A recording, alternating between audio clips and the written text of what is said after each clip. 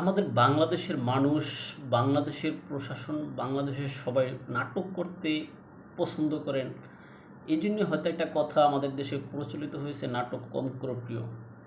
কেননা আপনারা দেখেন, যদিও এই কথাটা, এই নাটক কম করো প্রিয় কথাটা বিশেষ কোনো ব্যক্তিকে বা বিশেষ উদ্দেশ্যে কেন্দ্র করে বলা হতো, কিন্তু সেটা এখন বাস্তবে দেখা যাচ্ছে। কেননা আপনারা দেখেন, এই যে এনসিপি এতদিন পর্যন্ত যেই কথা বলল, তারা তাদের যে শাপলা প্রতীক লাগবে, শাপলা প্রতীক লাগবে, শাপলা প্রতীক ছাড়া তারা মানবে না। আমাদের দেশের, আমাদের যত মিডিয়া বলেন, যত ব্যক্তিবর্গ বলেন, যত বিশেষজ্ঞ প্যানেল বলেন, নির্বাচন কমিশন বলেন, সবাই বলো শাপলা প্রতীক দেওয়া যাবে না, শাপলা প্রতীক দেওয়ার বিধান নাই, শাপলা প্রতীক আমাদের যেই নির্বাচনের যেই মার্কা বা তালিকা সেখানে সংযুক্ত নাই, সুতরাং শাপলা প্রতীক এনসিপিকে দেওয়া যাবে না। অবশেষে আমরা দেখলাম কি, এই যে সাম্প্রতিক গত বৃহস্পতিবার অর্থাৎ 30শে অক্টোবর এনসিপিকে শাপলা প্রতীক দিয়ে সেখানে প্রজ্ঞাপন জারি করা হলো। এখন এত নাটক কেন করা হলো, এত নাটক করে কেন এনসিপিকে শাপলা দেওয়া হলো? এখন ওই যে নাটক কি তারা আসলে বাংলাদেশের সবাই করে না, শুধুমাত্র ওই যে শেখ হাসিনাকে উদ্দেশ্য করেই বলা হতো যে নাটক কম করো প্রিয়? এটা কি আসলে শেখ হাসিনার প্রতি আসলে বৈষম্য করা হয়েছে আমার মনে হয়। কেননা আপনারা জানেন, এই যে এতভাবে বলা হলো যে শাপলা প্রতীক দেওয়া যাবে না, তাহলে শাপলা প্রতীক দেওয়ার কারণ কি? অন্য মার্কা কি দিতে পারতো না? অবশ্যই পারতো।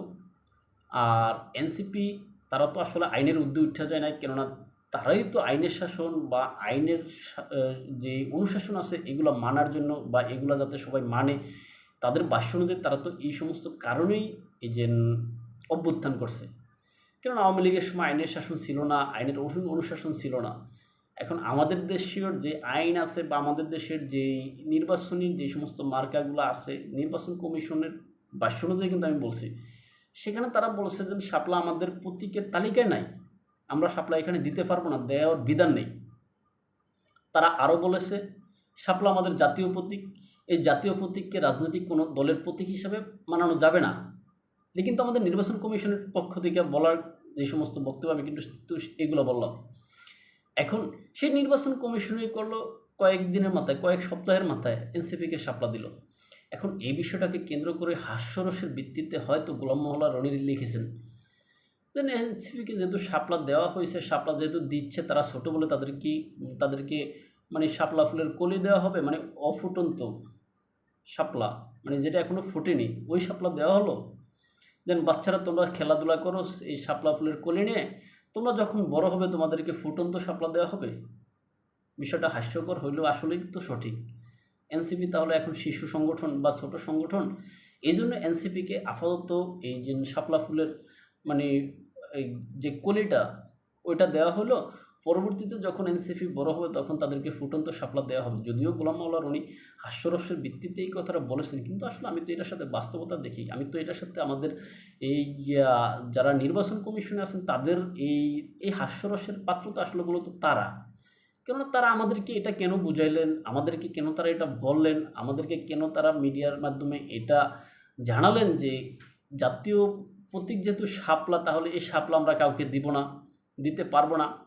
আবার কেন তারা বললেন যে যেহেতু এটা নির্বাচনী যে তালিকা আছে, মার্কার তালিকা বা প্রতীকের তালিকা, সেখানে এটা নেই।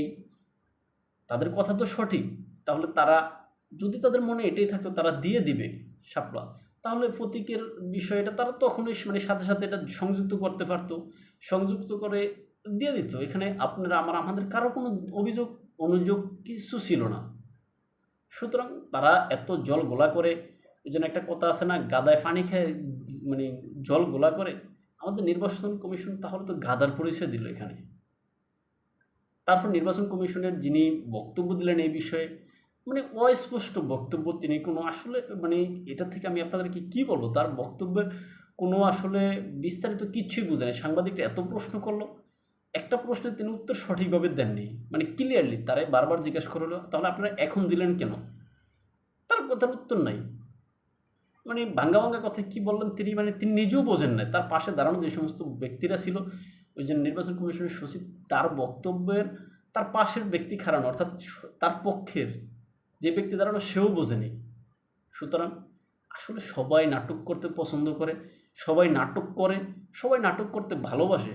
শুধু নাম বা দোষটা আমরা সাময়িকভাবে শেখ হাসিনারে দিছি কি নাটক কম করো প্রিয়। এখন এই যে এখানে তো বড় নাটকবাজ আমরা দেখলাম যে নির্বাচন কমিশন, বড় নাটকবাজ ডক্টর মোহাম্মদ ইউনূস, তিনি পদত্যাগের নাটক করেন, আবার তিনি শপথে বহাল থাকেন। যখনই তিনি সংকটে পড়েন তখনই রাজনৈতিক দলগুলোরে ডাকেন, বিএনপির মতো বড় দলের ডাকেন। যখনই তিনি ওই সংকট থেকে বাঁচেন বা মুক্ত হন তখন বিএনপিকে তিনি ভুলে যান, বিএনপিকে ভুলে বুঝেন যে জুলাই সনদের পৃষ্ঠা যেটা সই করে সেটা সরাইয়া সেখানে অন্য পৃষ্ঠা ঢুকাইয়া দেয়। এরকম বেমানি বিএনপির সাথে করেন। সুতরাং নাটক সবাই করে, শুধু এই কথাটা শেখ হাসিনাকেই বলা হয়েছে নাটক কম করো প্রিয়। সুতরাং এই যে নাটক, এগুলো আমাদের যারা কর্তা ব্যক্তিগণ আছেন, রাষ্ট্রের গুরুত্বপূর্ণ দায়িত্ব আছেন, রাষ্ট্রের বড় বড় পদে আছেন, এই সমস্ত ব্যক্তিকে এই সমস্ত নাটক থেকে বের হয়ে আসতে হবে।